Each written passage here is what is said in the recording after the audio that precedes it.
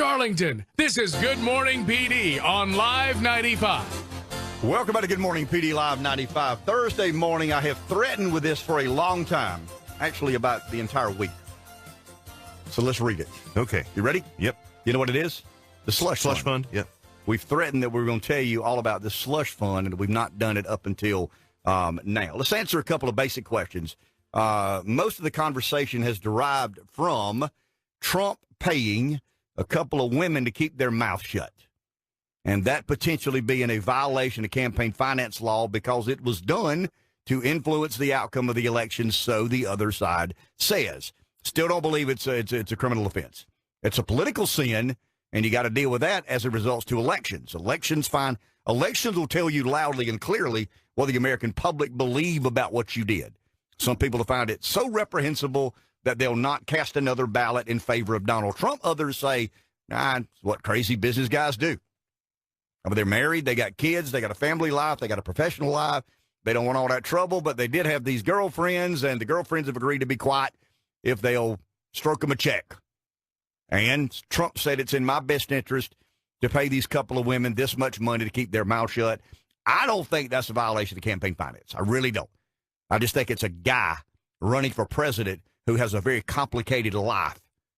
And as a result of the complication in that life, he has to take care of certain things a certain way. Now, you may find that disgusting, and that is certainly your prerogative.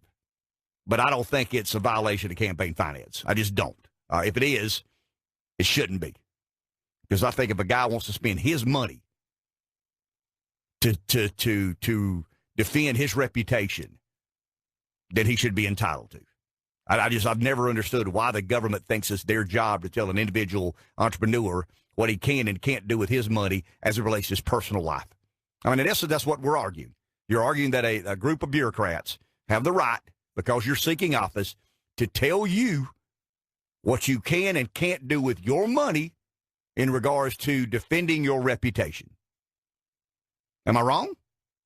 You're not wrong. I mean, the truth is, he could have and probably would have done the same thing whether or not he was running for president. I'm sure he would have. For the same reason. Probably the only two times he's ever done it, to be honest. Probably right. And once again, the elections address the political sins. If you think that is so egregious that you don't want that guy in the White House, then you have a right to cast a ballot not for him but against him. I just don't think that's campaign finance violation. Now we can talk about the hypocrisy of what's going on here. According to a report, because I want to know, when was this money paid out? We're talking about the money out of the slush fund that went to certain females to keep them in confidence as it relates to maybe or maybe not sexual and harassment transgressions of members of Congress.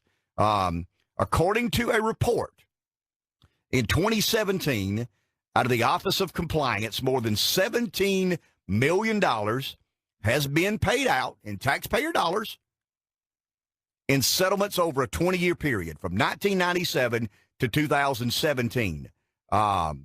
There's actually been about 268 settlements, Reb.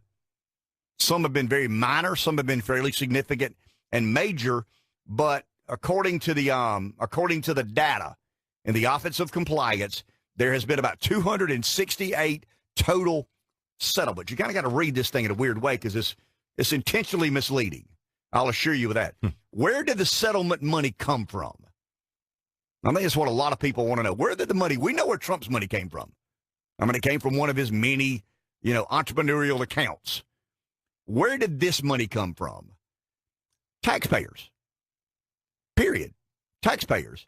Once a settlement is reached, the money is not paid out of an individual lawmaker's office, but rather comes out of a special fund set up to handle this within the U.S. Treasury, meaning taxpayers are footing the bill. The fund was set up, and this is interesting to me. I mean, the humorous way they named this, the Patriot Act, the Troubled Asset Relief Program. The fund was set up by the Congressional Accountability Act. That's a 1995 law that created the Office of Compliance. And then the Office of Compliance was given, a set amount of money and the Congress agreed that we'll use that money to comply with accusations made against members of Congress as it relates to sexual misconduct. In other words, they created an office to comply. And the way they felt, or the way they define compliance, is let's put a bunch of money over here. So if somebody makes an accusation and we need to make it go away, we've got a bunch of money, and we complied. We settled the case. This is unbelievable. What is so unbelievable is it's actually a part of the Congressional Accountability Act, and that was in 1995. How many of these settlements were sexually harassment related? Because we're talking about Trump and women and sex. And I've told you before, behind every good politician, there's a good woman. Behind the downfall of every good politician, there's another woman. How many of the settlements were sexual harassment? It's not clear.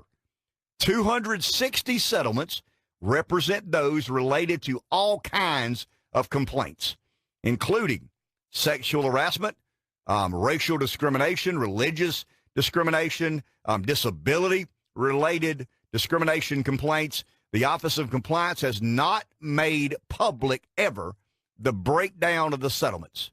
They do say that it is relating to sexual harassment, racial discrimination, religious discrimination, or disability-related discrimination complaints. Who knows about the settlements and payments?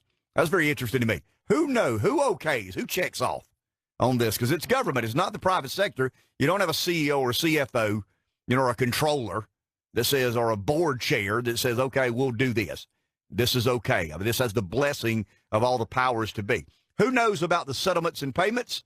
After a settlement is reached, a payment must be approved by the chairman and ranking member of the House Administration Committee, and an aide to the what we'd refer to as the caucus, the Democrat or Republican caucus. So in essence, fellow congressmen who may or may not be in harm's way at another given time.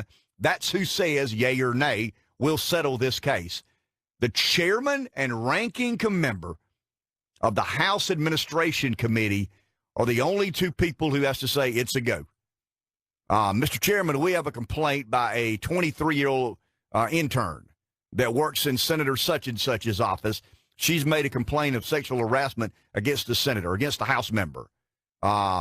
We've got this pot of money that came out of the Congressional Authority Act, and the Office of Compliance has a blank check over there, and we can take care of this, but I can't do it until you and the ranking member of this committee say it's okay. What are the odds the chairman and ranking committee of a fellow member of Congress are not going to say it's okay? House Speaker Paul Ryan's office, I don't know if he meant to do this or not, told CNN in 2015, that he is not ever made aware of the details of an harassment case. He knows there was a harassment case settled, but he doesn't know any of the details. Well, if you're Speaker of the House, how do you make sound judgment if you don't know the details? I mean, wouldn't you want to know on a scale of 1 to 10, hey, man, let me tell you what he did. This is pretty cruddy. Or, hey, this lady has accused 5 other members of Congress of sexual harassment. It's pretty obvious what she's up to, while she's here. He's never made aware. And if I were Speaker, I wouldn't want to be made aware either, because that's responsibility. I mean, you become culpable if you kind of know more than you should have known. At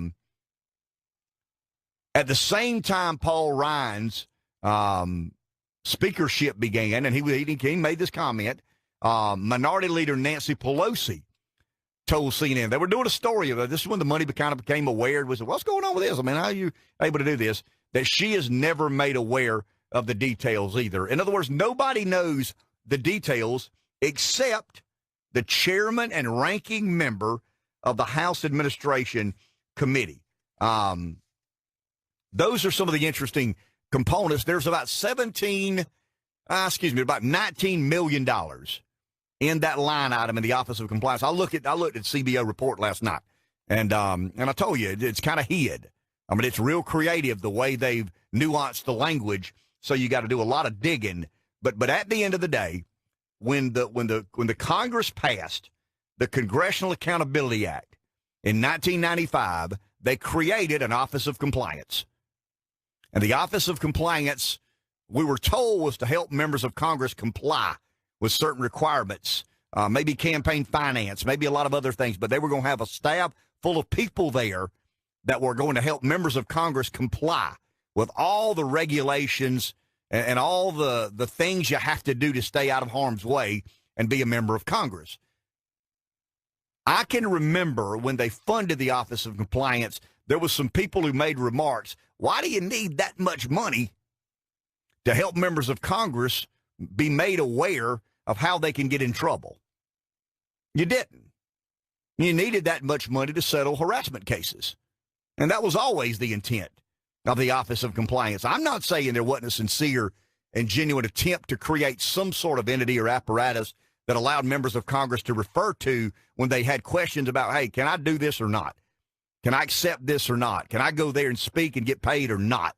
Can I do this in my private life or not? I mean, those are things public officials are always bumping up against. I mean, I did it.